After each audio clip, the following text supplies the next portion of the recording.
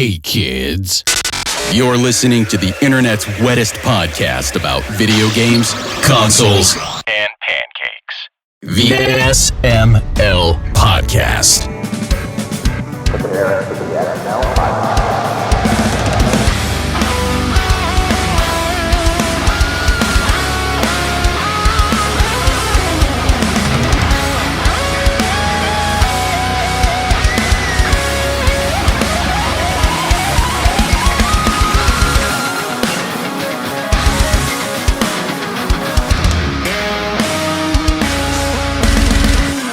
What's up, everybody? This is the SML Podcast. I am your host, Joe. We have a fun show lined up for you. Later on in the episode, we have 6 reviews to go through, and right now we have 6 co-hosts to go through. Aki's here, Dave K's here, Chris is here, Brooke's here, Pernell's here, Andy Sperry is here. How is everybody doing? Yo, good Lord. What's happening? There's a lot of people here. We need some cool sound effects, like beep, beep, beep. I mean, there is a soundboard. Yeah, we do have a soundboard. Yay! Yeah, we've got a full morning zoo lineup here. Honestly, yeah. Oh, that's awesome. What's up, everybody? Fucking yeah! That was a callback to me being an idiot earlier. There we go. Love it. And that is our friend Matt. Yeah. I don't know if he's been on the show, but he really should be if he hasn't. Yeah. Got to find Another something for him to veteran play. podcaster. Got to find something for him to play and get him on here. So yeah, we have a soundboard. Whole lot of sounds that we could go through. But there's a whole lot of people here instead. Let's just start at the top and we'll work our way down. Aki, how are you doing? I'm okay, I guess. And you?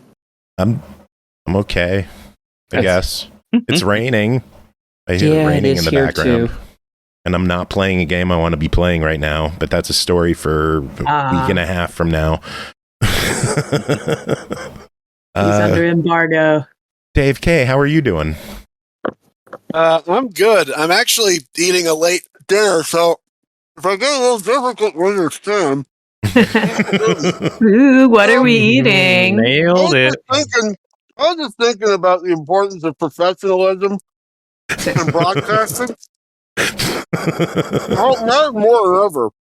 What was that? Pumpernickel in broadcasting? Pastrami in broadcasting? Is that a marble rye? Ooh. Oh, dude, I Did you steal that from an old lady? Love that. I secretly am an old lady. Big same. Yeah, how are you doing? The mystery at the core of my being has been revealed. No, I was just saying that professionalism in broadcasting is more important than ever now in the age of content. Oh, yeah. It's so true. What are you eating, though? It is a turkey and tomato and lettuce. I think there's some provolone on here. Nice. Oh, And, old TTL. Okay. Mustard, and a little bit of mayo. Oh, Awesome. What kind of mustard? Awesome. Are we going with like regular yellow, or do we got some snow and ground up in here? Yeller. Yeah. I love it. Well, the thing about that. I'm a mustard guy. Dude, I love this segment. It's This black is truffle beautiful. mustard, actually. Oh, whoa, That sounds fancy. fancy. Like truffle shuffle? Yeah, That's just cool. like that. Oh, man. Chris, how are you doing? I'm good. Getting ready to go play a show with the Returners out in California. Hey. Next Fancy. weekend. Cool. Yeah, I'll be down in SoCal, so if any SML people want to like go see a show, it's at Brew Game Plus at Aztec Brewing Company near San Diego. That's Like- a really good company name. I love that. Yeah. And so my friends are in the Returners. All but one of them are in Super High Top, so we're already in a band together, but like this is a whole nother band with a whole different video game music to cover. And they started in Texas around the same time that Gimmick did, so we're both long in the tooth bands. But this is my first time actually playing with them, and so I've been really working hard on that material because it's tough stuff. How are your fingers holding up? They're okay. Are you a pick player, or do you just finger the bass? I'm okay. That's what we call it in the music industry.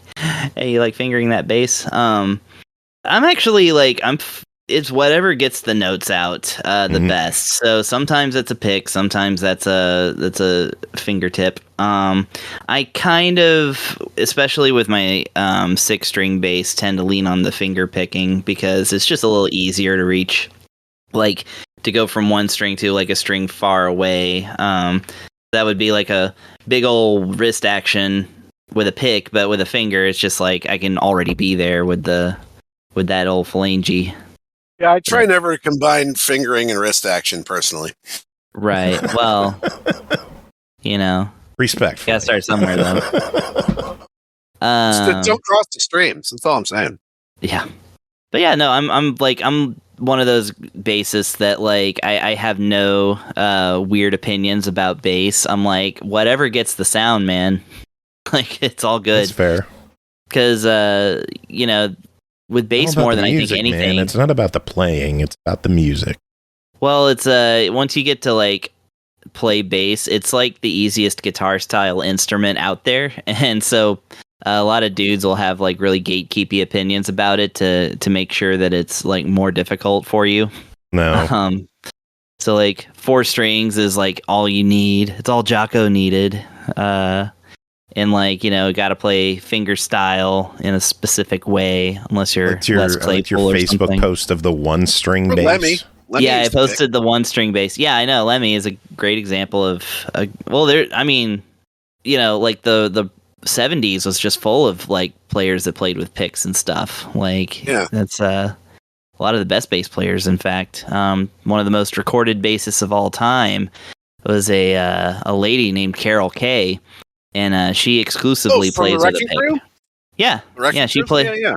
She exclusively played with a pick, and in fact, a lot of session bassists would be asked to play with a pick if they were trying to emulate her style. Oh shit, I had no idea.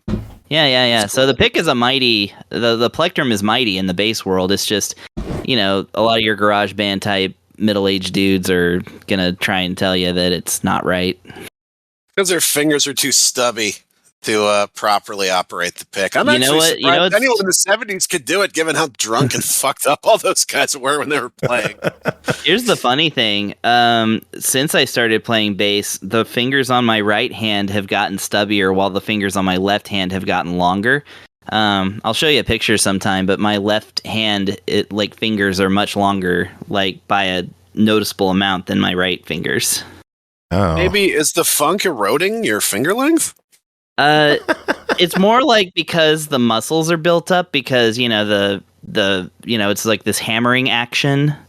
It kind of builds up the muscles and they just kind of like naturally tense up more and don't stretch out as much. Whereas the left hand is constantly stretching. Right. So they're just getting like more swole. Essentially, yeah. You're getting like rippling bicep style fingers. Yes. Actually, if you look at like some of those bassists like that, have been playing forever, your Tony Levin or something, then you'll like look at their hands and like look at the veins, just massive vascularity. They get real vascular. To say nothing of their striation. Yeah, exactly.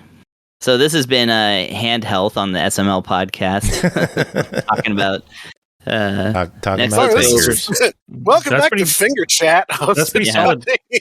Joe SML. I always noticed when I was playing more often that my left hand was like I could stretch it like a whole inch like wider than my right hand too. Oh yeah. If I stretch out both my hands and put them together, they just like make this like weird like fractal because my right hand can stretch so much farther than my left hand, so it just overlaps by so much. Yeah, it's crazy. Wild. I've tried playing bass and I'm not good at it. But Brooke, how was your week? How are you doing? Oh, I'm okay. Doing pretty good. I found out that one of our co-hosts also likes a band that I love called Blind Guardian. And that really perked me up. Fuck yeah. It made me really... It's Andy. Rules. That's me. Oh my guys. God, it's Dave too, dude. So Andy was like he was like, "Oh, I made the silly album cover for my friend," and even though he covered up, I was like, "Damn, I was just listening to Manowar's All Men Play on 10," and then like 30 minutes later, we're deep into like nerd metal, and it was super refreshing. It's actually my first time meeting somebody who knew of Blind Guardian, like outside of me and people like mutual friends who just love that music and getting introduced that way. So that was cool. Dave, we got to talk. I'm gonna be sending you a friend request. Do it. I like Blind Guardian, but like the impetus of that You was too? the impetus of that was knowing that you liked them back when we first met. So I listened to them because I was listening to a lot of music back then that was like unfamiliar to me. That's amazing. Well, that was one of the better bands I liked back then. So I'm glad. Nice. I don't want to know of anything else I may have introduced you to. Let's just get it there. Did you know Blind Guardian appeared in a video game? I did not. Sacred 2. What? Hold up. I'm about to Google this. Yeah. They perform I thought Sacred they were in Worlds. that game where Jack Black plays a roadie. Brutal Might Legend. be. Brutal Legend, right? I thought they were in that. Are they not? They might be. I know they're in Sacred 2, though. Are there any official games that are, official bands that are in Brutal Legend, or is it just all like somebody just made music specific to that no, game? like 3 Inches of Blood are in there. I know that much. Oh, okay. Kill the Did you orcs. know that the Ozzy's in that. guitarist? Did you know the famous guitarist Bumblefoot did a Sega CD soundtrack? No, I didn't. No, I didn't. Which No. one? That's rad. Is a ill-fated platformer called Wild Woody about a pencil Jeez. that you erase things with your butt. That's amazing. Yeah, and the entire soundtrack, most of the entire soundtrack was done by Bumblefoot, and it sounds like him. There's a pirate rap in it, Whoa. Very cool. and it's like it sounds like not a new metal, but like just like rap with guitars over it. Like that's what it sounds like. I recommend listening to it. Don't actually play the game; it's terrible, but like do listen to the soundtrack. It's pretty good. So that's my contribution. Noted. Love it. I'm going to look that up. The game probably did. The game probably does suck, but like in principle, it sounds fun. Yeah, Yeah. it's one of those games that you want to like, and then you start playing it, and you're like, oh no, and then you see this. Go ahead. It sounds like a game that one of the board of directors guys from the toy company in Big would have invented. Yeah, Like, exactly. a robot that turns into a building. Like, Oh my God. I with love that movie. With that same brain trust. What if you're a kid who wants to be a pencil? Right. Where's their I do. spokesman? Where is their mascot? Who speaks for them? Right, exactly. And yeah, it was if Sega Multimedia Studio means anything to you, it's actually their final game. So it was internally developed by a wing of Sega. Wow. Apparently, Wild Woody is a DLC on a game called Shady Lewd Cart. Interesting. I've never heard of Yeah. that. He's part of the DLC for it. I just looked at it. I wonder if that's a different Wild Woody. I don't know. He's a pencil. Hockey, do you know anything about that? You're right. Go to our expert. Pernell, how was your week? Yeah, it was pretty good. Went to Chicago for a couple of days to celebrate with some friends, and went to some board game cafes, and generally just ate good food and escaped for a while, then came home. Nice. Visiting with a relative who's visiting from out of state. That's been pleasant. And pretty much scheduled a bunch of activities going into the month of August. I'm going to be a pretty busy person in August. So, I mean, for the most part, still trying to get through some personal crap, but for all it's worth, I'm keeping busy as I try. So, it's been helpful Right there on. at least. Well, if you want Nice. something to do in September, Ashley and I are looking to go to the PA Ren Fair in sometime in September. We're looking at the weekend of the 14th and 15th, which is Wizarding weekend. So that sounds like Wizarding, it so might be a everybody's fun dressed as time. Harry Potter, I guess, huh? Maybe. I was always into like wizards and magic growing up. So like if it's that kind of wizarding stuff instead of all Harry Potter, like I'm on board with that. I mean, I had Any fun classic with Wizards wizards. and Warriors. I mean, Wizards and Warriors were my forte, really. It was a nice time. You know? We need That was a fun game too. From Rare. Yes, it was. Yes, Rare and that Acclaim. game was an yeah. I love wizards. unsung Hey, classic. Did you know? Kevin Edwards, one of the original developers of Wizards and Warriors, on Twitter released he has still backed up on these big floppy disks all the data from the build of Wizards and Warriors, and he showed the original title screen. The game was originally called Tale, Tale. I am so glad they ditched that. We need Wizards and Warriors. Can you imagine looking back and going, man, I love Tale? Obviously, if we said that, we'd still appreciate it because the game itself is why you say the title. A lot of RPG fans will talk about how they love Tales because the Tales series. I'm gonna repost it again on my Twitter if anybody wants to check it out. That'd be even more dangerous. It would have been competing with the Tales franchise. Remember Tales? Oh, I love Tales. Fantasia was my favorite. No, it was this other thing. This other franchise. Oh, we don't. What? No. So, but Wizards and Warriors, I guess. Do you think Fabio helped with that, or do you think it was just Wizards? That and was Warriors the second game, Iron Sword Wizards and Warriors 2. The first game was just a really cool painting of a guy. Funny enough, the first two games featured a shirtless barbarian guy, even though the game features a fully armored wimp. Yeah. Hey, he wasn't a wimp. He had all kinds of cool abilities. He could walk and he could run. And he Based could on jump how often I sometime. heard the hurt music in the game, he was a wimp. Yeah. He's also a little scrawny for the fact that he's wearing full armor. All the crap he went through, I think that made him the strongest of all. He dealt with that whole RS game and made it out in one piece. Can't beat that. He's the strongest of will. There it is. Yeah, because you had infinite continues. So, and basically you got to start wherever you died. So it's you could always eventually get through the game. Now I kind of want to go back and play through it again because I remember it being very, very tough. It's one of those games where people complain that nobody had the time to complain about crap. It's infinite. You can just keep continuing if you want. That's too easy. No, the game was hard enough that you were glad you could keep continuing so you could actually see the end someday. So I think that's one of the first instances of accessibility in a game where it was just die. You keep playing from where you left off. Keep going. Infinite lives. I always thought it was very funny how a lot of early games you needed a code for continuing or a button combination because they didn't want to just out the gate give you free continues. They wanted you to read the in the case of Adventure Island, it tells you about the Hudson Bee at the back of the manual. But if you didn't have the manual, you may not have found out about that bee.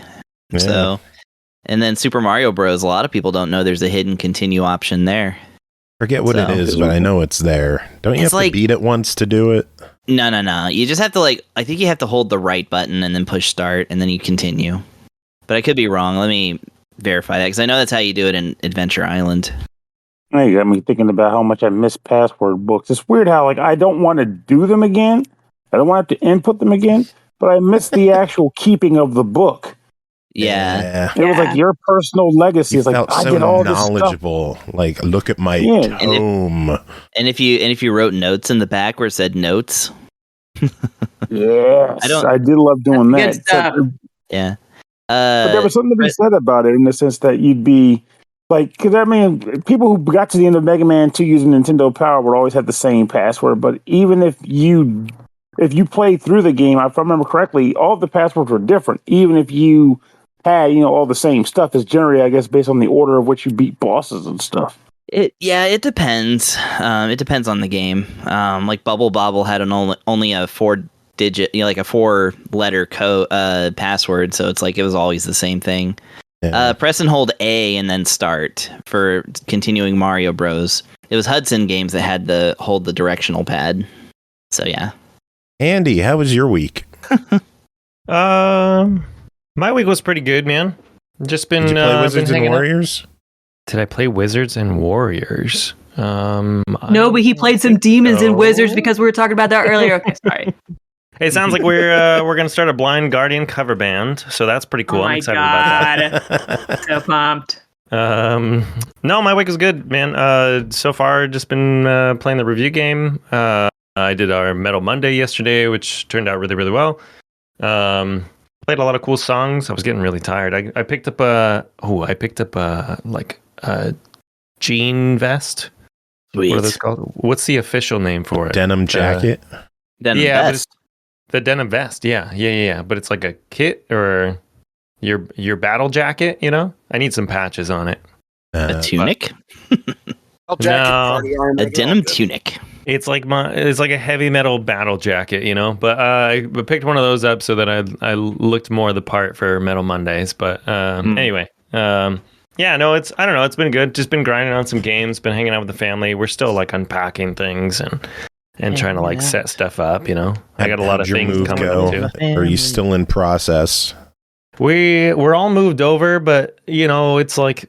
You give us a month to pack everything into a box, move it over, and then, you know, we'll eventually. Dude, I think we still have some boxes that are they're just in a closet. Yeah, I mean, we like moved some. It rained yesterday, so like we had to move a bunch of stuff from outside inside. And I've got some rugs I got to do, so I got my tufting frame like half set up, and work is starting again. I don't know, everything is just like jumping again, so it's a little hectic, but taking it one day at a time. Now you should relax with some Wizards and Warriors for the Nintendo Entertainment System. I love the soundtrack of that game. Play that pencil game. Erase stuff with your butt. Yeah, erase stuff with your asshole. That's what I'm into. I do that now, so I might as well play it digitally. Right his asshole. See, we have sound clips for everything on this. My favorite Wizards and Warriors story was I went to MagFest 1 and the Minibosses were there and they did not play Wizards and Warriors, and I talked to them about it. That's lame. And they were like, if this happens again next year, I promise we'll play Wizards and Warriors. MagFest 2 comes around, they see me and they're like, yo, this one's for you. I went into Wizards and Warriors. Nice. That's awesome. Yeah, good memories. Yeah, that's solid, man. That's probably going to be the music for the show, Wizards and Warriors. Do it.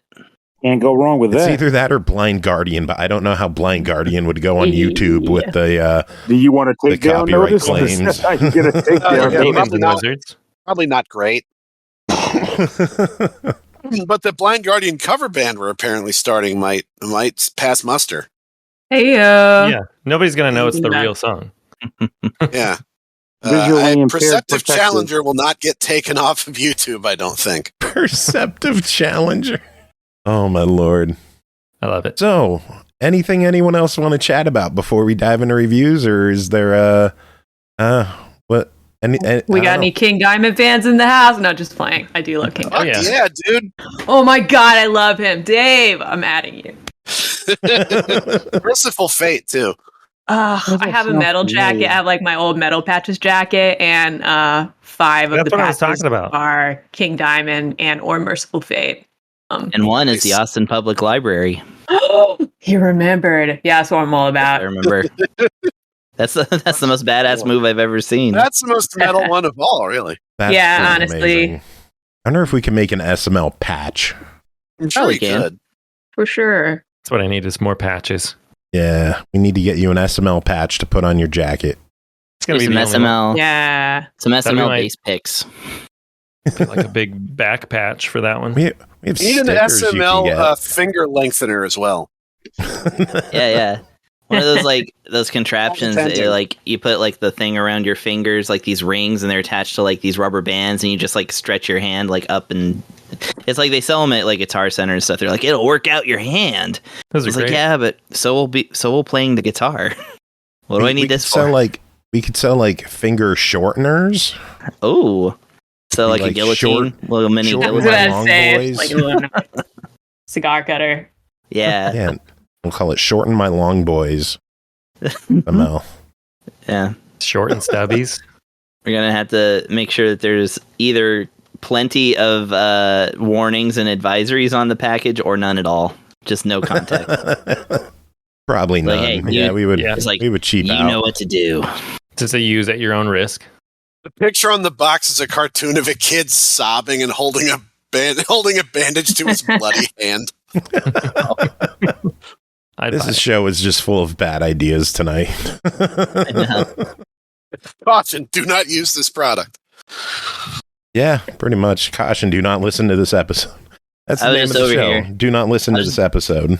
I was just over here about to advise Brooke. And who else is in the Blind Guardian band? Me. Who else? Oh. Okay, yeah. So y'all need to both play bass and then call it Bland Guardian. Oh my god, that's pretty good. Write that down. Yeah. Just all basses. No guitar. Bland Guardian bass. Guardian would be like the yacht rock version of all those songs, I would think. Okay. Yeah, there you go. I could get into that. How do y'all feel about Yacht Halloween? rock. Halloween? Yeah. Love me some Halloween. I love Halloween. Yeah, as far as power metal goes. I think the last I'd say time, I don't know if y'all are familiar with Japanese wrestler Hayabusa, but Hell yeah. Okay, so he after he was opening a can of paralyzed, worms, he getting into wrestling talk. I know, man. I need to cut it. We'll always have something for next week, though. But I obsessively watch videos of Hayabusa because I have psychological issues, and he loves Halloween, and he would wear his Halloween shirt a lot. If you look at those old clips, even after paralysis, I think he reeled into the ring. Wow. So cool. Sick. Amazing. Dave saw the wrestling talk and he was like, I knew you'd come. Yeah. Seemed steepling my fingers menacingly. yes. Anyway. Well, should we get to reviews? Sure. Let's do it. Was that Aki? She loves that one. Yeah. I'm not surprised, motherfuckers. All right. Should we get to these? Sure. Let's do it. if we must. Yeah, we must. We got shit to do tonight. First game to talk about tonight is B Project RYUSEI Fantasia, developed by Mages, published by PQube, released July 15th on Switch and Steam for $49.99.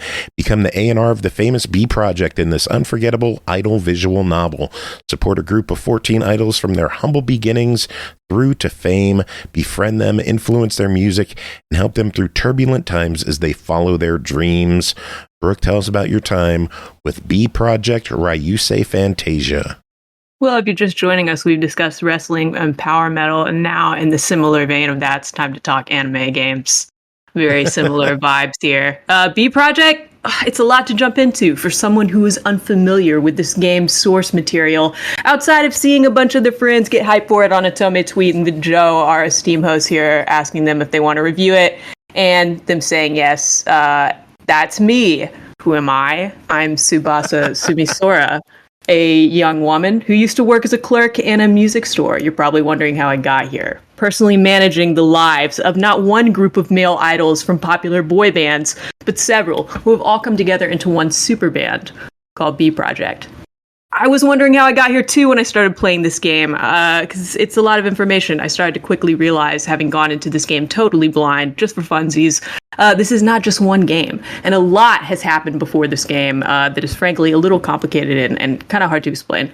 But they do a really good job to catch us up, and it's a very involved intro with tons and tons of flashbacks the game opens up with, even though it is a lot of information to step into. So this is a new game in a very big, a new installment, a very big popular franchise of games, musical albums, shows in Japan, but a lot of it hasn't been localized into English. Most people I know were introduced to this franchise via one of their mobile music-centric games, but this all actually started in 2016 with an anime and a manga. Do you know why I said anime and manga, not anime and manga? Because, basically I understand how Japanese works, but I'm self-conscious and insecure of using it, and I don't want to sound like an asshole. It just feels right. So, is B Project an Otome game? No, I love you too, Joe. Thanks for having me. So it's B Project an Otome game. No, it's not. It's a very well-written and interesting visual novel and idol manager simulator game, a little bit, with a few branching endings, not so much branching plot lines, though there's lots of unlockable side stories for specific characters. And those characters, this cast is stacked with all our favorite Otome voice actors. It's really quite something. But the fact remains, you do not romance the anime characters in this game, even though you are playing as a cute little anime girl, hanging out with a bunch of cute anime guys who all absolutely adore you and praise you all the time, which is one of my kinks. Me, Tsubasa Sumisora, that is. Duh. How many cute anime guys? I hear you ask. There are 14. Maybe that's why this isn't an Otome game, because who has the time? Damn. So what is it like coming into this game as an outsider who mostly plays romance games when it comes to VNs? First of all, the fact this game's animated at all, let alone as animated as it was, it actually blew my mind, the constant animation of this game, as opposed to static sprites like I'm used to, which like at the most might blink in some of the most expensive games that I see. I don't even know the right words to describe this, so I'm not going to look it up. I'm going to make y'all listen to my raw, uneducated thoughts here. It was like every character was a VTuber. They blinked, they swayed. I guess I've kind of seen this in like Twisted Wonderland, but it's a lot more than that. Even if it wasn't, we have so little time on screen for Twisted Wonderland characters. So like, I've just personally never seen this before at this level at all. Characters are always moving, blinking, breathing. It's crazy. The character models felt very alive, even outside of that. And these characters are very popular from before this game for a reason. They're all very well designed and interesting, yet troubled and often extremely challenged, yet promising young men. Wow, I sound a million years old right now. Get ready for me to sound older. The Superman I mentioned is made up of a lot of different boy bands who have combined for this game, and some have combined already in some other games. These 4 bands are known throughout the franchise as Killer King, which I didn't realize was a Queen reference until like 4 days ago. I feel super stupid. Kitakore, Moons, Thrive, making B Project as a whole truly the traveling Wilburys of make-believe anime boy bands. I'm older than a Otome fan, so no one is going to get that joke. And I love it. I hope they don't. I was going to say, at least you didn't say chicken foot. Yeah. Oh my God, chicken foot. Why? That one's for Joe. Why did you have to remind us of that band? Yeah, why would you do it? I have non-ironically been loving Traveling Wilbury since I was 7 years old, and I'm never going to stop. But anyway, UI, similarly from this, was just far more polished than most other VNs I've played. A lot of the UI comes with the MC whipping out her phone, and I've seen this idea approached before in VNs, but never this well. Visually, animation-wise, wow, I have so little I can even compare this to. Music. You might wonder if a game where you're managing boy bands, if there's a performance simulation element, any kind of rhythm game or mini game going on. There is not. This is just a game about the lives of people who perform music. This is a great time to talk about the music of this game. It slapped. And I can't imagine how much it slapped for pre-established fans playing. But I can say, after I finished it up, I was really curious. I looked a bunch of stuff up, and I learned a lot of the background music are songs from the previous games that you would actually have the bands perform and play on stage. But now they've been instrumentalized. Chris, what do you call what I'm trying to say? Instrumentized, yeah. Instrumentized. There we go. So that's what set it apart for me in good ways, coming from my background of the type of VNs I normally play compared to this. What stuck out to me in ways that didn't impress or enchant me? No romance. So it is a bit of a problem for me. Is it a bit of a problem for me, Brooke, that I couldn't date these 14 guys? Actually, no, it wasn't. It was a problem for me that I didn't get to date the 3 hot dilfs in this game who are not included in the 14 characters as a boy band. Heyo, the Daikoku brothers and Yashimaru, much more my speed. Do they have a game? Because I'll buy it. And this is the moment where I need to point out to Joe, this is why I didn't take you up on reading this for me when I told you I was feeling sick earlier. But you know what? We should have had Andy read that part. That would have been pretty good. Maybe next time. But seriously, just thank you, Andy. I know you would. But when it comes to not dating the characters, I wasn't super into it. Oh, cool. Sorry to be predictable. Oh, cool. This guy has MP Barbicane's voice actor. Well, now I'm just mad we're never going to French kiss. Probably not ever going to regular kiss, too. So while I could unlock side stories for characters, I did have less of a desire to.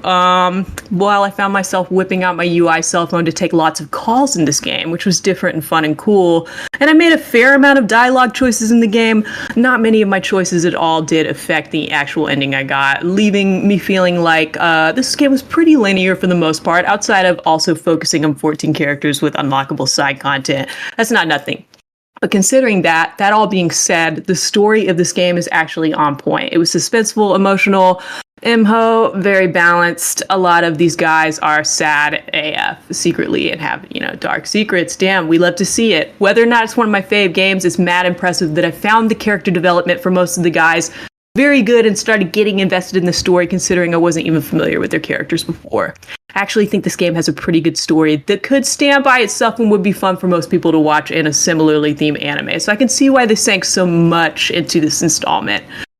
So that's cool. I did think there were a couple cheap shots for plot driving purposes. That might just be me. Either way, I can't discuss it because SML has agreed not to go past mentioning plot outside of chapter 1 for this review. But overall, as far as outlandish anime bullshit goes, especially when it comes to treatment of idol characters, I have a high tolerance for that, and even if I didn't, it wasn't that bad. But I do just have to throw it out there if you're completing the game.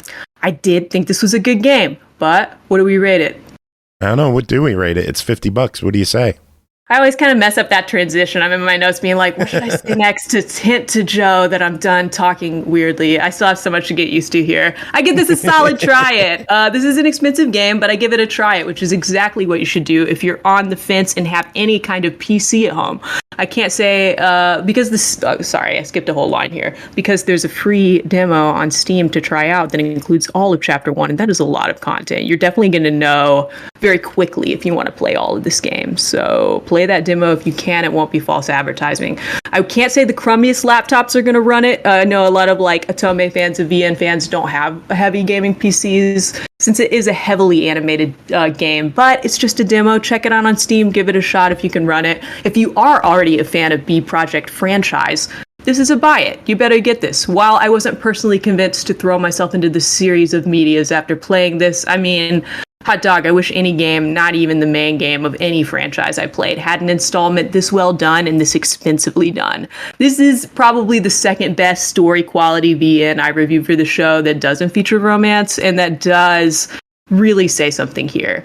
I think this could actually hook a lot of people not already familiar with the characters to go buying more content for them and treat this like a standalone piece of media. Those people just weren't me.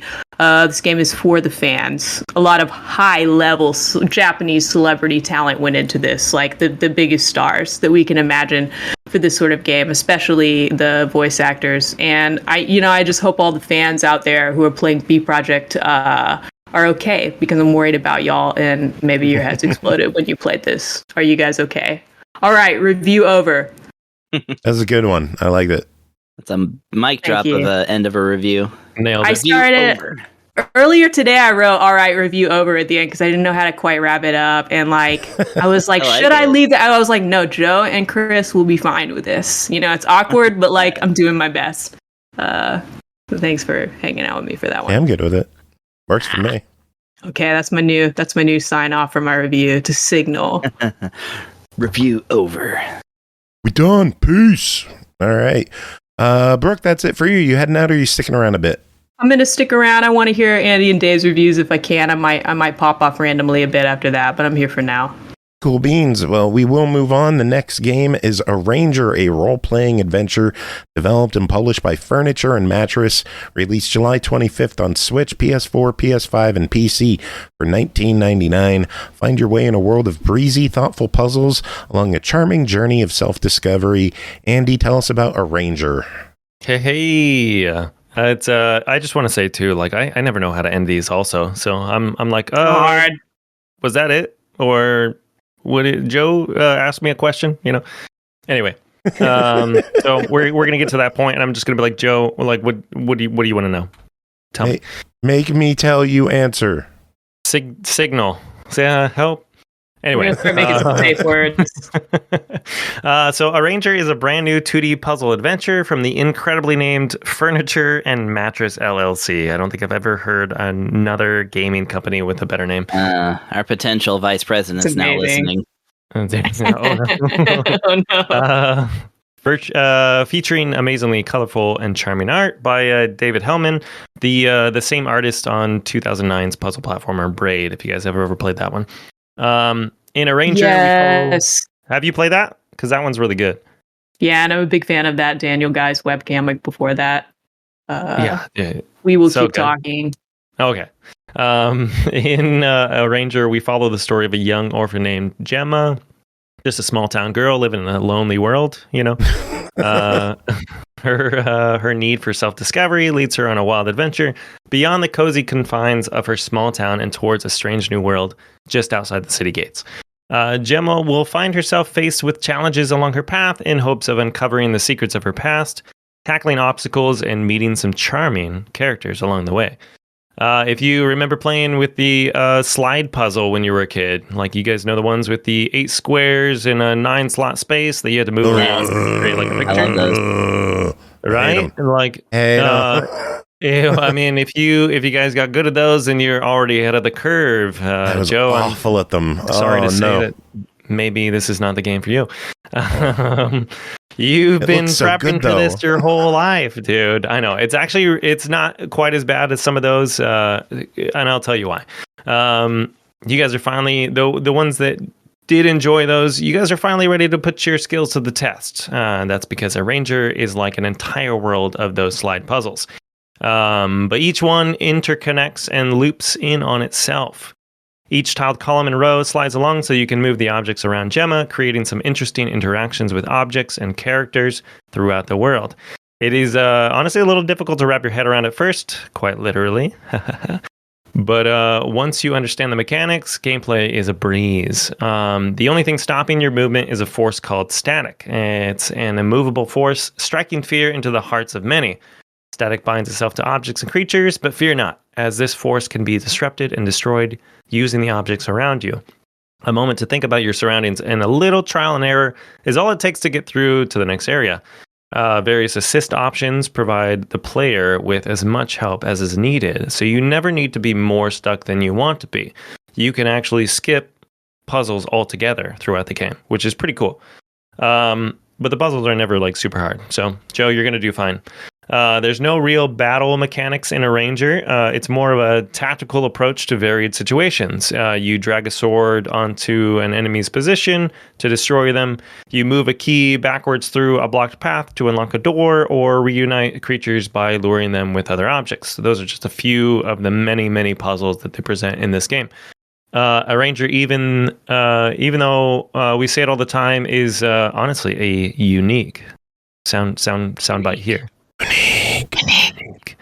A unique experience with some simple yet challenging puzzles.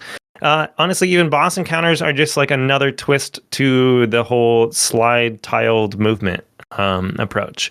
There's no health, there's no experience gained, and honestly, no extra inventory to keep track of. A ranger allows the player to focus directly on the path ahead without too many outside distractions. And as mentioned earlier, a ranger showcases some incredible artwork by David Hellman, creating a world that feels alive and fresh to explore. Comic book panel scenes pop up to enhance the journey within the worlds. And the story of self-discovery flows nicely without any overbearing dialogue to it, too. Some clever ties to our world today and a few references for people to get out and touch grass is in there. Everything is one puzzle. Everything is solved one puzzle at a time, and it is truly an enjoyable experience. And I'm just gonna leave it there. I'm just gonna hang. I don't know. Yeah, just wait. Just wait. Yeah. I'm just gonna sit on it. No, it costs $20. Sounds like a really cool game, even if I'm not into slide puzzles. I played the game Pokemon Troze, whatever it was, and it sounds like it has a similar sliding mechanic that this one does. So I'm very interested in this. I gotta say, if the devs are listening, I'm bummed it's not on Xbox. Come on. It's $20. What are your thoughts on this game? I enjoyed it. I feel like a lot of the games that I get from the SML podcast are usually ones that I'm like, yes, I want to get this one. So I feel like sometimes I'm a little more biased, but I've already spent more than $20 worth of time into it, so I would say get it. The artwork alone, sells it. As always, I'm a big fan of the art. And Joe, honestly, I think you would enjoy it. The puzzles are never that difficult. It's simple enough that you get it after a couple of tries if you're stuck. And if you don't, you can always skip that puzzle and move forward too, which is really nice. So, yeah. Cool. It works for me. Heck yeah, dude. All right. Well, Andy, that is it for you. We will let you get going so that you could tend to your family as they are out in a blizzard right now, I hear. Yes? They're out in a blizzard? Oh, no. I guess I've been on this show too long already. Yeah, it is now winter time. Oh, my God. I hear there's polar bears out your way, yes? Oh, yeah. Well, as long as we keep the doors unlocked, I think everybody's good. We can just jump through. No, I appreciate you polar guys. bears, you have to invite them in like vampires. So as long as you don't do that, you should be good.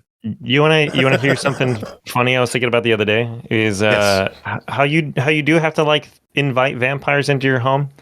And so I always think of like funny skits, while I'm at work, just kind of share them with myself. But this one, I was thinking about a vampire who's kind of down on his luck, and so he becomes. This was also I was like getting ready to cook some stuff too, but he becomes a spice salesman, right? He becomes a door-to-door spice salesman in this whole imaginary skit that I'm pushing, and he does that because he learns that cumin, that people pronounce cumin incorrectly, and so he corrects them to say it's cumin, which allows them to enter into their homes.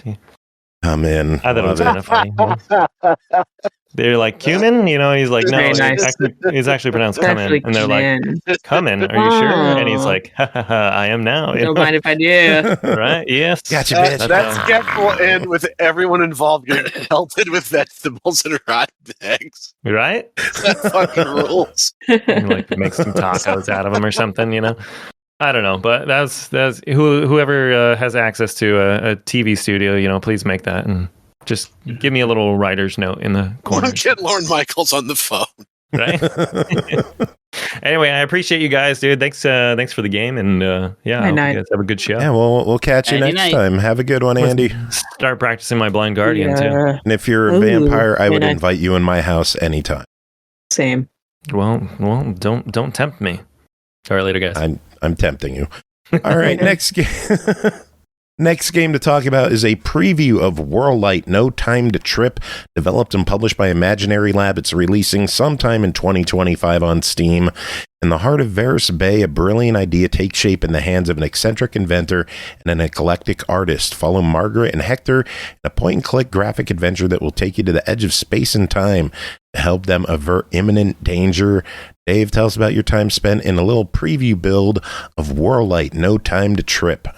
I will. And everyone, welcome back to Silent Mindful Listening here on Twitch. Let's begin your healing journey. So I reviewed a few games on this program. Now, always with the caveat that I am bad at video games and I really have no business assessing their quality. This might lead you, sweet listener, to ask why I keep doing this, answer free stuff, and if there's a type of game I can play with any degree of competence. Good news! There is! And it's point-and-click adventure games. I love them. Huzzah. I love dialogue trees. I love combining random inventory items. I love solving puzzles by clicking aimlessly around the screen, hoping that a solution will spontaneously come to me. Basically, any game that does not require good reaction time or hand-eye coordination is my jam, and I am here to discuss such a game. That being Whirlight, No Time to Trip. In this abridged demo of Whirlight, you play as Hector, an inventor who finds himself first in a weird dream/hallucination full of references to abstract art, and then back in the real world where he is a loser whose workshop is full of shitty half-realized projects. Examples being a mechanical hourglass turner and a robotic arm that steals his Vespa keys. Also, he drives a Vespa. That's right. Your worst fears are realized. He is a scooterist. Man, the game is typical of its genre. That's a real thing, and some people do, in fact, refer to themselves that way. This world is full of horrors. Anyway, This game is typical of a genre in that you wander around, picking up random items, and either combining them or using them to interact with other characters and obstacles to solve puzzles. These puzzles drive the plot and establish grander objectives, which in this demo are A, escaping the dream previously described, and then B, leaving the house. A real furnace of ambition, our protagonist. The graphics and sound are fine, And what I've played so far is fully voice acted. Not always the case with these sorts of games. True. Especially if they're indie projects. The art design is interesting in that the characters and backgrounds don't entirely mesh. It feels like they were each designed by a different team and then kind of slapped together. But that said, their combined effect kind of works. It's visually interesting in that it creates depth. It's really, really important in games where you spend a lot of time traveling between the same locations over and over again. So it ended up being actually a pretty cool aesthetic, I'll say. In terms of tone, the game is pretty light. It's sarcastic. It is self-aware, which is pretty common for point and clicks. I would compare it to Monkey Island, if anyone's familiar with that series. Nice. It's not as clever as those games, at least not so far. Again, this is an abridged demo, so, still have time. But I do respect the ambition. If there's a game, if there is a point and click series to model yourself after, Monkey Island's a pretty good choice. Yeah. So yeah, all told, it's a short demo, so there really isn't a lot of stuff to review. Whirlight isn't breaking new ground in the point and click genre, but it is fun and engaging, and I will definitely buy the complete game once it's done, should that ever come to pass. How much time did you put in the demo? Is it like an hour, 2 hours, half hour? Well, that depends. That is a skill issue. If you are, that's fair. If you're particularly dense, it may take you a couple of hours. Also, if you're, I think it took me I'd say 2.5 hours, maybe. Not bad. Yeah, not too bad. Very cool. And a lot of that was just because of the gameplay speed, like having to walk to shit and so on and so forth. Clicking on everything to see what the player character said about it, that kind of stuff. Just sort of exploring the space. Yeah, well, it is. We don't know when it's coming out exactly. It's going to be sometime next year on Steam. You already said this is something that you're going to be looking into picking up when it's ready. Is this something that the casual gamer should be checking out? It does have a demo now. Is this something people should grab and check out themselves right now? Yes. Yeah, I think in general, I think point and clicks are a good genre for casual gamers, such as myself. Because again, you don't have to have actual real world skills to play them. And it's very rare that there are point and clicks in which you, the player, can die. So there's less. The stakes aren't as high. So I think they're a good lane for gamers like myself to cruise in. So yeah, I would definitely say pick it up and check out the demo. Very cool. All right, well, Dave, that is it for you. We will let you get going as well. Thank you much. Do you have any final thoughts, final words before we let you head out? Damn it, I burped really loud when my mic was off, and I was hoping to repeat it at the end of this review, but I just can't. I don't have it in me. I guess the only thing left to say is, as an exercise for the listener, please pretend that I burped really loud and it was real, bassy. I wish we had a sound effect for that. It's kind of wet on the edges. You know what I'm talking about? Yeah. The kind of burp where when you have your mic muted, Discord's like, your mic is muted. Because it thinks you're trying to talk. That is exactly. I'm checking through all my sound clips from all the different servers I'm on. They have this one. It's not a burp, but it'll do. Spiritually, it is. How about this one? That was a fantastic song. Truly. Right. Ahead of its time. All right, have a good one, Dave. Aside from mourning my my burping abilities, I don't have anything else to add.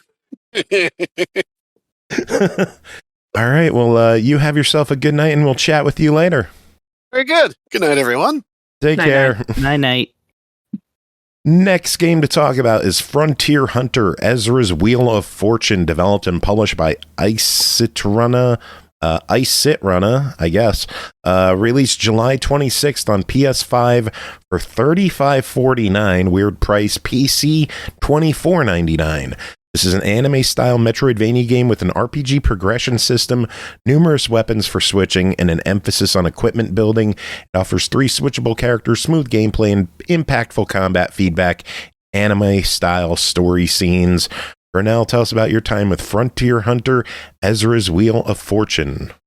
So, in this game, you are playing as the title mentions, the illustrious Ezra. She actually was a character for another game that I actually learned about last weekend when I was in Chicago.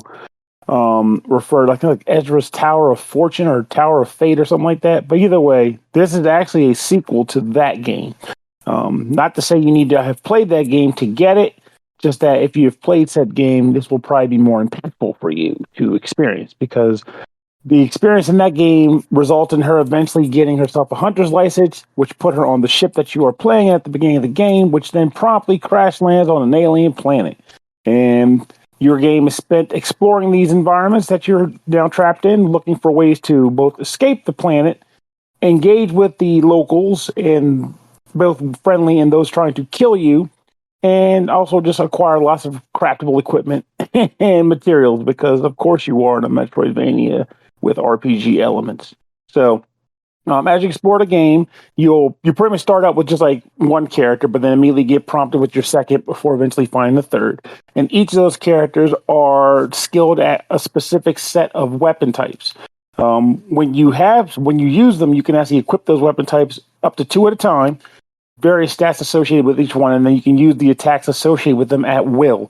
So if you like the katanas and rapiers, you can do that. But if you prefer to have yourself a nice, like heavy blades, you can use that too. And each character has their own type, so it kind of makes them stand out and feel unique from each other. It's kind of that's the word. That's the word. And it's kind of interesting too, because it makes me almost like I'm getting old in that sense, but even from the early offset of the game, they give you a lot of options on how you want to approach combat with enemies in the game. Because even just with the starting 2 characters, you have 6 different weapon types to choose from. And since you can choose from those characters at will, well, I mean, you can just kind of mix up your repertoire at will and do what you want. It's kind of nice that way, but it also makes you feel like, is some of this needed, or is it just to give you options? And I think it's more so the latter, to give you the options of combat. In addition to just the weapons, even, you also get access to magic skills that you can equip and then use those in combat. When you use them, though, they do drain an MP gauge or a mana gauge that refills slowly over time, but also can be refilled by attacking little blue wisps across the map to refill them before getting to the traditional save point that lets you restore everything. So that is the primary elements of just like getting around and beating the stuffing out of enemies. But you'll also get the traditional ability enhancements by beating certain bosses and getting equipable items, not equipable, like, unlockable abilities and skills like the illustrious double jump.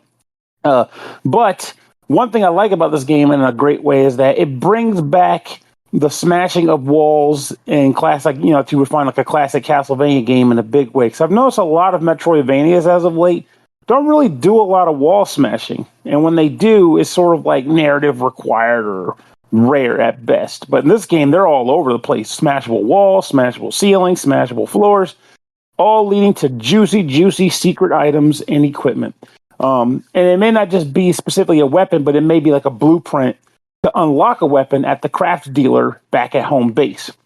Get a bunch of enemy parts. Poor guy just hiding stuff around his house, and you're just breaking everything. Well, if it helps, I mean, it's this poor, population hiding things throughout their planet because somehow some genius thought to put a treasure chest behind a stone wall, or correction, inside of a stone wall. But I don't know. I guess they assumed they'd come back in 10,000 years, and their great ancestors or descendants would just show up and go, "Oh, cool, treasure chest. According to the map, is right here. This is my dowry." Anyway, point is, you'll be doing a lot of exploring, wall smashing, enemy crashing, and leveling up your characters while enhancing skills. And if I didn't mention enough ways to enhance your character, you also get access to enemy cores, which are earned by beating the stuffing out of monsters and taking their corpses. Those corpses can be equipped by way of like a polyomino slot usage to your weaponry to give you additional buffs to like your various stats, which is pretty cool in that regard too. And some of the things that you can find in those breakable walls I mentioned are new abilities for the equipment you have. So you might start out with a cool special attack for your sword, but then question, why is it that I don't have a special attack for the spear weapon? I really would like to have one so that this thing could be worth using. Well, guess what? You'll eventually find many special attacks for all those things to make your kill machine mechanisms flow to the way of your design. And since they're all input by way of Street Fighter type button inputs, you have access to all your special moves at all times, so long as you have the appropriate weapon to go along with it. And you will want to use special attacks in this game because they actively, visually do more damage than regular button mashing. So while you could get away with just beating guys up with your melee attacks, you'd be kind of wasting time. And also, using special attacks is just more fun. The music of this game, I think, is pretty awesome. It gets the job done, and I've been enjoying it. This might be me being grandpa also, but I'm not really digging the anime tropiness of this game, though. It's got a lot of the usual stuff. The pervy helmet head guy, the pervy friend who's perving on the main character, the studious, combatant character. They're all here. They're all here. If you got a craving for animu, you're going to get it in spades in this game. And I'm sure that's what's intended. So, not knocking it, just saying that part wasn't particularly for me. But I do enjoy exploring the game map. I do enjoy getting new equipment. I mean, it's a Metroidvania game. I hate that word. But I love those games. This is scratching the itch in a great way, and I do enjoy getting new equipment, setting it up, and going forward and seeing how much further and more of the map I can explore. And it is a big map. Don't fool yourself. There's a lot to look around with in this game. You did a good job on that front. All in all, I believe this is a quality experience. The price might be high for some people, but I mean, again, that's what sales are for. That's almost why True. I never really review games based on prices, because if you don't like the price at the time, just wait for a sale when it's the price you want to buy it for and get it then. But I think this game is a lot of fun. It may surprise no one to hear that I did have it on my wish list. I am glad that this turned out to be a solid product because, well, I now know I can recommend it to future friends. Your wish came true. It did, Brooke. It did. See, we got to talk. We got more wishing. So more of them can come true. Just like Ezra's Wheel of Fortune came true. Well, let's talk about price on this one. On PC, it's $25, which seems normal.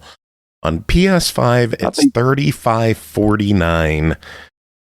It's a bit of a premium price on PlayStation. I don't know why.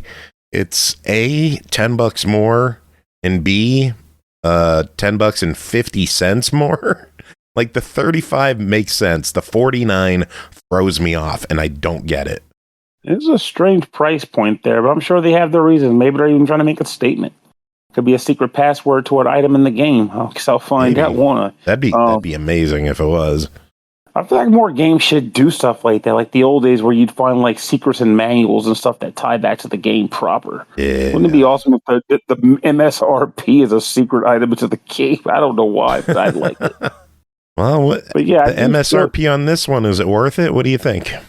I genuinely think so. I will say, however, that one thing worth mentioning here, though I guess a lot of Metroidvanias have this same quirk, is that the game itself is it's not difficult, really. Like, combat's pretty solid and straightforward. Even the mini games with turrets aren't particularly grating and difficult. So if you find yourself being like, I need a challenge, well, you ain't finding it here. But if you're okay with an easy breezy, smooth ride where the combat is fun and upgrading your character to become stronger and stronger is a joy to you, well, guess what? You're in for a treat, and I think it's worth your money. I didn't even mention buying, making food for temporary stat buffs, but there you go. I slipped it at the back. You're welcome. It's worth the price. If you feel like it's not worth the price, well, then again, wait for a sale. Get your store credit. Get your PS5 Steam funny money at a discount, like I do. It's fun that way. And then you feel like you're buying it for even less money. So it's worth it. Add it to my wish list. Yeah. Oh, yeah. You like this, I think, in that sense. I actually debated on requesting this. It's good. All right. Well, moving on. Next game, Mists of Noyah, developed by Pyxeralia, published by QUByte Interactive, released July 25th. Noyah. Xbox One, Series X and S, Switch, PS4, PS5 for $9.99. Mists of Noyah is a survival game with many RPG elements, fight factions that evolve over the days, and bizarre monsters that will terrify you at night. Strengthen your base by rescuing survivors from around the world. Chris, what is going on in Mists of Noyah? I wish I could tell you. No, it's let's dig into this. To know ya is to love ya. That's there's one. Hey, that was hey. Yeah, I had to work one in there. I felt like one would come up naturally, but I was just like, I'm just gonna get distracted if I keep trying to think of puns. Okay, so Mists of Noyah. This is a very nice looking, kind of confusing thing. It is a side-scrolling platformer that also kind of has Metroidvania veins, maybe even not. But like, yeah, it's survival technically. It kind of acts like a roguelike, but it isn't. And it claims to have like a kind of building parameter, but I mean, I certainly wasn't able to unlock anything in that direction.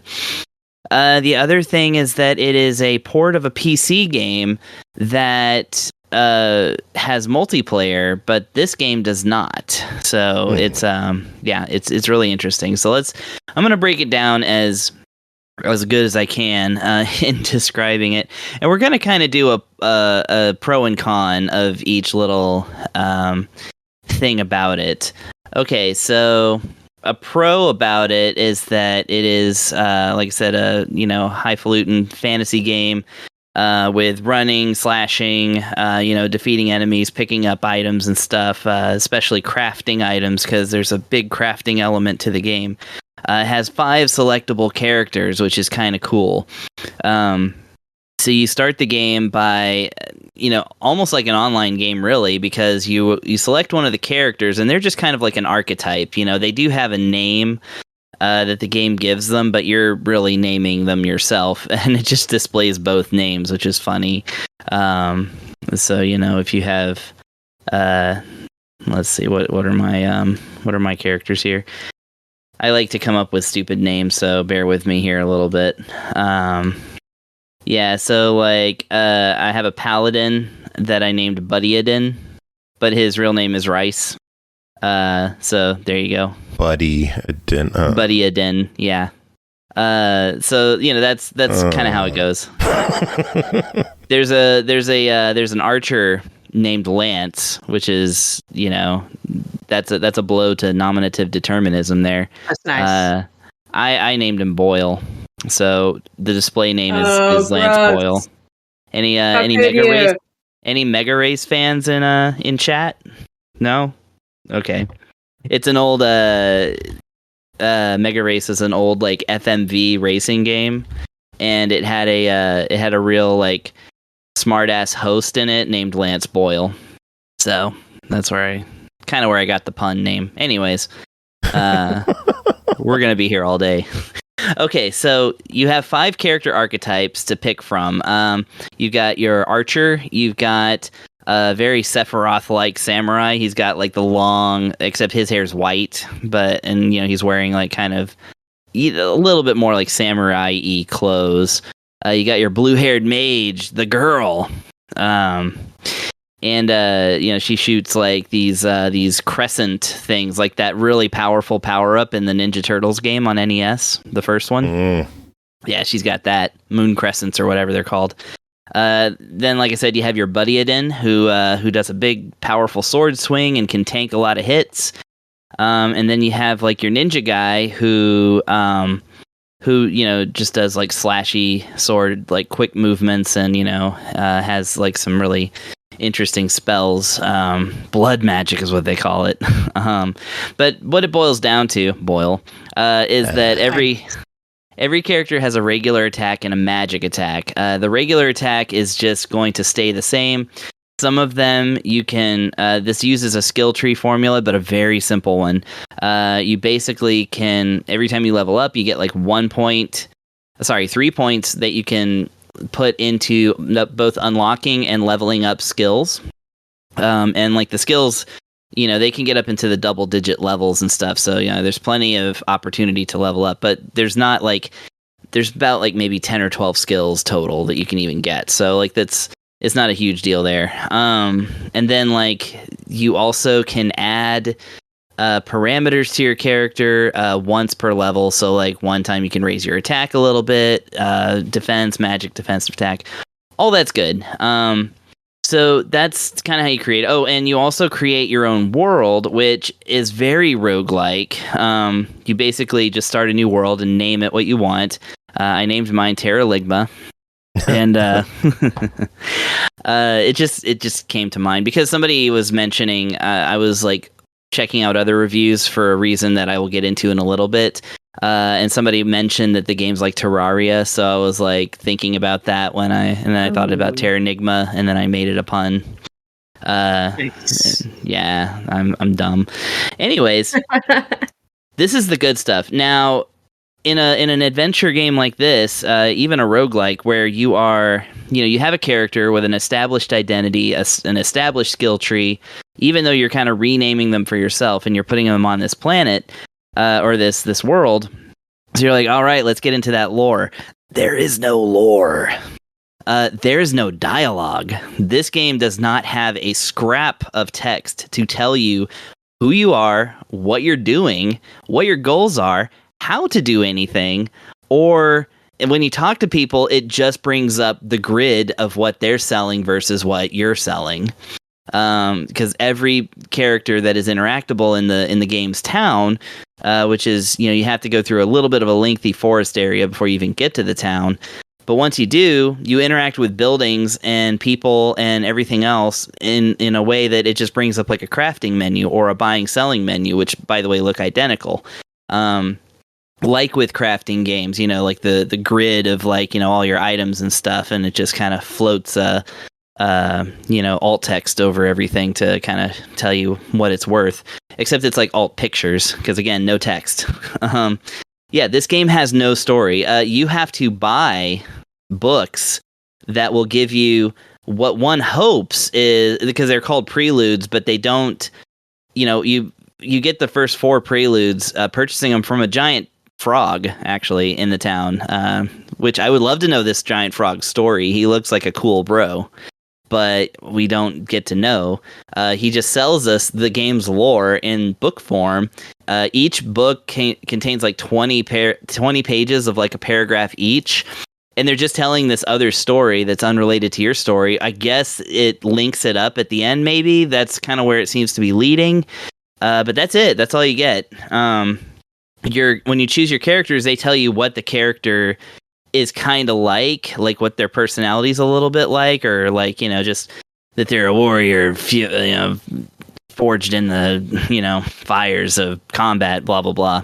It's like, it's not like helpful stuff. Like, this game is going to make you play it for like many, many hours. So it would be nice to have world building, especially since you are building a world. Anyways. So yeah, you get your single player. So that's the bad part and the good part of starting the game. So again, you pick up items by holding down the X button, which is just a multi-use. It interacts with everything. And the game does not tell you that, because if you push the X button, it does nothing. You hold it, and a second later, your character will start breaking apart a rock or chopping down a tree. Again, the game doesn't tell you what button to push. It just shows you an icon that says, like if you're standing in front of a tree, it shows an axe. It shows you can chop it. If you're standing in front of a door, it just shows a purple rock, which I guess means entering and leaving a building. And sometimes that doesn't work. So that's also really interesting. Some doors are only exits and cannot be entered, but the icon is still the same. So again, would really like some text there. Anyways. You fight enemies who spawn endlessly. That's cool. You get a certain amount of experience from them. What you really to really get your levels moving, though, you really have to do quests, which will pop up on the right side of your screen persistently. I don't know a way to get rid of them. But they're all collectathons or fight this many certain types of enemies in this biome. There's like 5, I think, different. They said 10 different biomes, but I only spotted 5. So maybe there's some more that unlock later. But anyways, your quests are like gather flowers, 0 of 10, and all this stuff. And when you complete a quest, they dump a ton of experience points on you, and you usually gain a level from that. And like that's the way to build your character, because the enemies don't give you as much experience by any stretch. I'll tell you what they will do, though: attack you while you have the game paused. This game has active pausing, which is something that makes sense in a multiplayer situation where you have multiple characters on the screen. I've seen it. Again, I watched other playthroughs of this on the PC version because I wanted to see what it was like. And yeah, it was like 4 characters running around the screen, and if one person paused, then everybody else could run around them. That's typical. But this is a single-player game. It is not freaking Elden Ring. So yeah, if you pause to craft, for instance, then enemies can come up and frag you.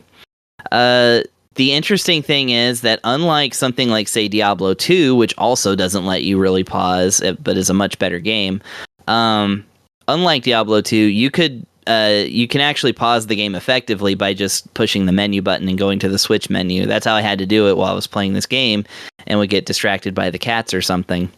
So that's the kind of thing there. Having said, the action in this game is so good. The characters move at like this nice rapid pace. Attacks are silky smooth. I love playing as every single one of these character types. They all have something that's like good about like their attacks. And like I said, the whole thing moves at like this great frame rate. Enemies are, not too bad. So here's the negative about that. There's 2, actually. One is, despite the fact that the characters move fast and they're responsive and the thing moves at a high frame rate, the controls are messed up. A lot of times I would find myself facing an enemy, and then I would hit the attack button and randomly will attack to my left instead of right, even though I am facing the right and I have not pushed the directional stick, because only the stick moves. The cross buttons are actually for using items in a quick menu, and you will consume a potion thinking that you're going to be moving. That's on me, though. That's just me not being used to this style of thing. There's plenty of games that do it that way. Anyways, so yeah, lots of times. And the fact that the enemies are spawning consistently through, spawn points and stuff, and some of them come out charging. If you are standing there waiting for them, and then suddenly your character's facing the other way, well, you're going to die. A lot of times, characters will land from jumping and then won't move for like a full second. And that's not because of like any animation or anything. It's just the controls lock up. And then there's like other graphical and like platforming glitches. One is that most ceilings you can clip into, especially if you're climbing a ladder. So if you climb a ladder, you can pretty consistently just jump right through the floor and then drop down from there. That hasn't truly annoyed me yet, but it is something worth noting. Then there's the big glitches. I did experience a full game crash. Also, and this one has been reported in another review that I was watching. I didn't actually think it was going to happen to me, but it did. So the screen will sometimes just go black, and you'll still hear the sound effects, which means that your game is kind of technically still going, but you just have to reset. You just have to close it out and open the game back up. The game auto saves at a pretty fast tick, though, so like you don't lose a lot of progress over it, but it's just it mars the gameplay to have such things there and not fixed. So yeah, like there's different things like that. Like I said, mostly the game from its, like these things can be patched out, and I hope they are. I hope that also, because I looked at the history of like the PC version, they did actually take out like certain elements of it. in order to fix them, and then they put them back in with patches, and that happens with indie games sometimes. So I'm thinking maybe that they're going to try and fix some stuff and then maybe throw in the multiplayer like it should be, because everything's set up for multiplayer, just does not have that option. And maybe it'll eventually come in a future patch. Yeah, that's what I'm hoping. Hopefully it's not like a paid update or something, but I'm sure we'll find out in the future. Anyway, the game is a $10 game as of right now. What are your thoughts on that? Okay, so $10, it's one of those things where it's like, I could see if this game was fixed and the multiplayer was there and like they actually wrote a story and had dialogue with the characters, I'd pay $20 for this game easily. I love this game, and it's got such an addicting gameplay loop that I'm like, I really wish this didn't kind of suck in a way because of all these things that either seem like oversights or that they just kind of threw this out there half baked and they're just planning on finishing it, a little later. But either way, for your $10, it's definitely a try it. Again, it's something that's fun to play and very nice to look at. I didn't mention the aesthetics are the only thing that I don't have a downside to. Music and art, no notes. They're absolutely stunning.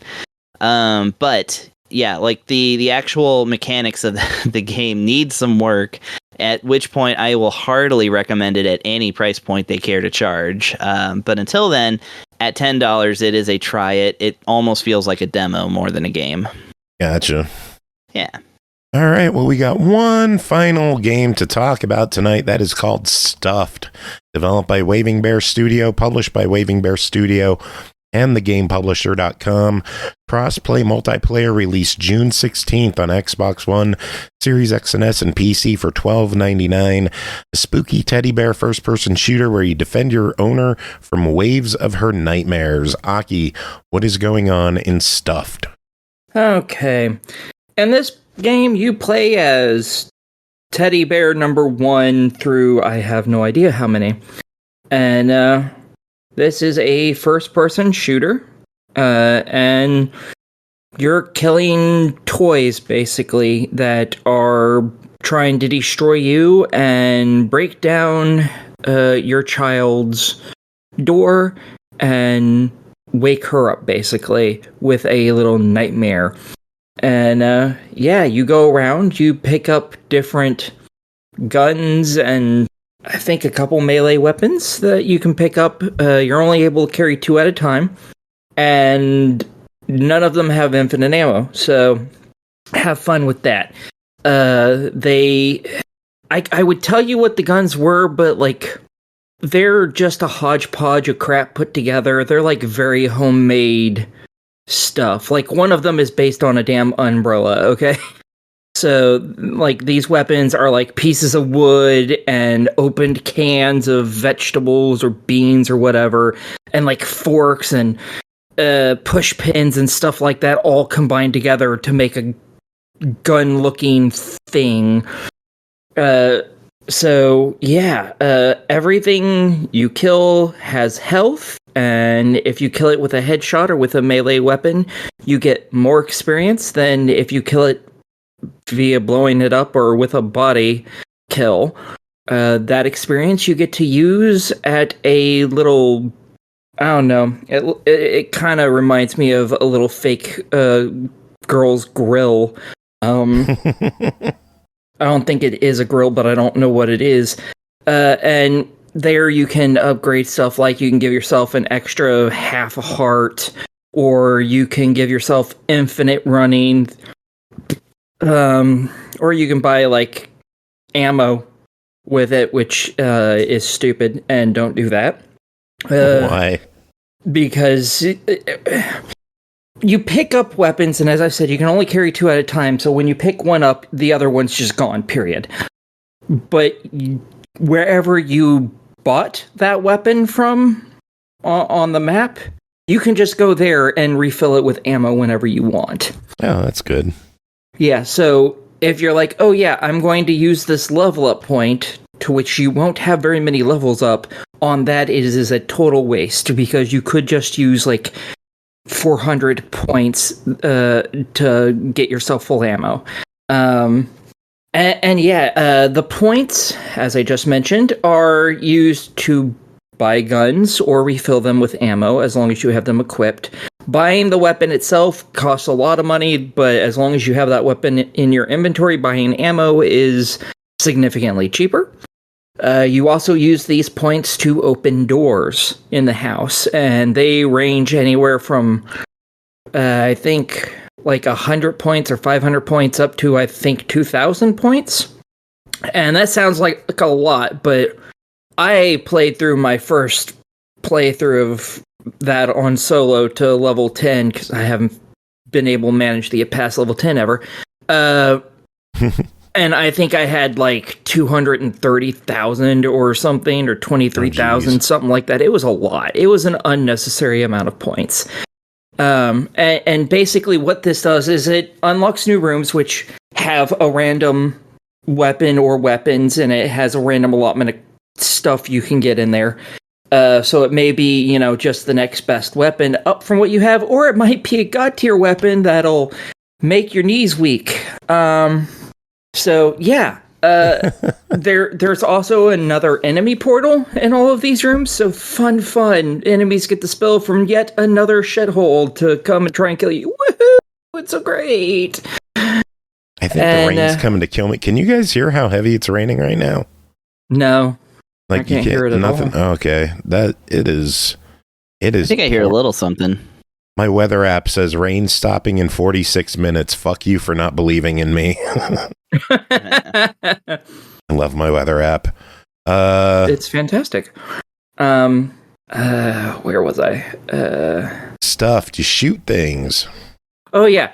And there's portals in all of the rooms that you unlock as well. I don't believe it increases the amount of enemies you have to kill. It instead spreads them up a little bit, which makes it easier for them to kind of surround you. And also, if you get far enough away from enemies, they will head to the nearest portal and come out wherever is closer to you.